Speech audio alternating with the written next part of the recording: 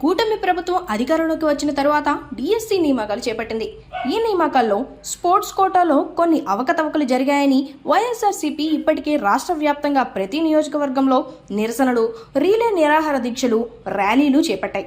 ఈ తరుణంలో ఈరోజు గుంటూరు జిల్లా పొన్నూరు నియోజకవర్గంలో వైఎస్ఆర్సీపీ ఇన్ఛార్జ్ అంబటి మురళి డిఎస్సి స్కామ్పై సిబిఐ విచారణ తక్షణమే చేయించాలని నిరసన తెలియజేశారు.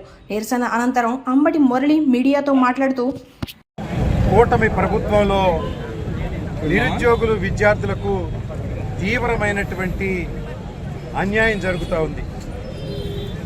నిన్నగాక నీట్ పరీక్షలో కేంద్రంలో పేపర్ లీక్ అవడం, మెడికల్ విద్యార్థులు ప్రతిభ ఉన్నవారు సీటు తెచ్చుకోలేకపోవడంతో జంజీ ఉద్యమంతో కేంద్ర విద్యాశాఖ మంత్రి రాజీనామా చేసినటువంటి విషయం ఈ సువిశాల భారతదేశంలో అందరికీ తెలుసు. అదే క్రమంలో ఆంధ్రప్రదేశ్లో అంటే గ్రామీణంలో ఉండేటువంటి వ్యవసాయదారులు, వ్యవసాయ కూలీలు పెద్ద పెద్ద చదువులు చెప్పించుకోలేకపోయిన బిడ్డలకి ఇంటర్మీడియట్కి అనుసంధానంగా ఉన్నటువంటి టీచర్ ట్రైనింగ్ లేకుంటే డిగ్రీ అయిన తర్వాత బీఈడి సామాన్యుడికి అందుబాటులో గ్రామాల్లో చదువుకునే విద్యకు సంబంధించి డిఎస్సి ఎగ్జామినేషన్ అంటే డిస్ట్రిక్ట్ సెలక్షన్ కమిటీ ఎగ్జామినేషన్ పెడతామని ఈ కూటమి ప్రభుత్వం గత ఎన్నికల్లో మెగా డిఎస్సి జరుపుతామని వాగ్దానం చేసినటువంటి విషయం సువిశాల ఆంధ్రప్రదేశ్లో గ్రామీణ వ్యవస్థలో అందరికీ తెలుసు.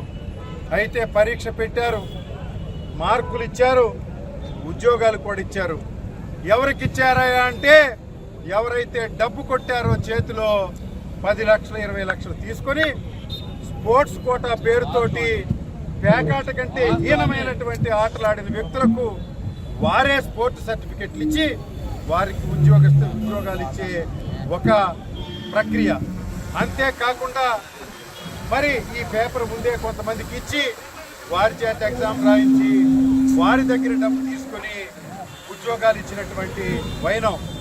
ఇలాంటి విషయాలు ఆంధ్ర రాష్ట్రంలో గ్రామీణ వ్యవస్థలో కూలీ పని చేసుకోలేక తమ బిడ్డల్ని కాయ కష్టం చేసుకుని టీచర్ ట్రైనింగ్ చదువుకున్నటువంటి పిల్లలకు మెరిట్ ప్రాతిపదిక సంవత్సరాల నుంచి ఎదురు చూస్తున్న పిల్లలకు ఉద్యోగాలు రాలేదు. వారి జీవితాలు ఏమిటో తెలియదు. ఇంత చదువుకొని బీఈడీ చదువుకొని తిరిగి కూలికెళ్లే పరిస్థితి. ఇలాంటి పేపర్ని మరి మిస్యూజ్ చేసినటువంటి రాష్ట్ర ప్రభుత్వం, కూటమి ప్రభుత్వం దీనికి నైతిక బాధ్యత వహించాలని వైఎస్ఆర్ కాంగ్రెస్ పార్టీ గత 2 నెలల నుంచి ఉద్యమం చేస్తూ ఉంది.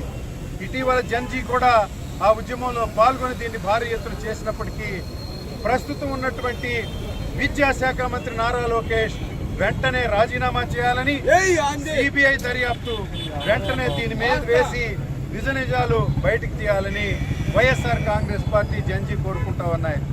ఏమంటే ఉద్యోగాలు వచ్చేసాయి కదా, మరి ఇప్పుడు ఈ ఎంక్వైరీలు వేస్తే ఉపయోగం ఏంటా అంటే సామాన్యుడికి ఒక భద్రత, అంటే రాబోయే రోజుల్లో చదువుకుంటే ఉద్యోగం వస్తుంది అనేటువంటి అక్రమాలను దీనిలోకి తీసి ఆ అక్రమాల ద్వారా వచ్చిన ఉద్యోగాలను రద్దు చేసి కొత్తగా పరీక్ష పెట్టే క్రమం పాల్గొనాలనేది వైఎస్ఆర్ కాంగ్రెస్ పార్టీ అభిమతం.